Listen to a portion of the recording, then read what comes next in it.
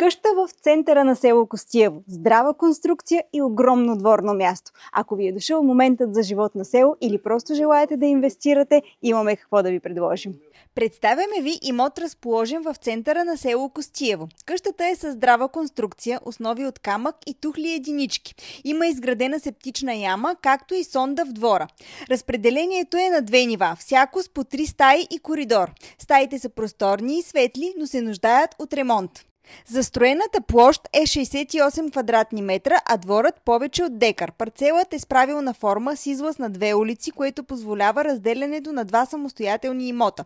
За удобство на новите собственици, дворът е изцяло почистен. Село Костиево се намира само на 12 минути от Пловдив. Има редовен транспорт, детска градина, училище, здравен кабинет. Поради близостта си до големия град и индустриалната зона на село Радиново, Костиево се превръща в все по-желано място за живеене. Ако имота ви е харесал, телефона на Теодора е в описанието. Ние сме Явлена, Пловдив.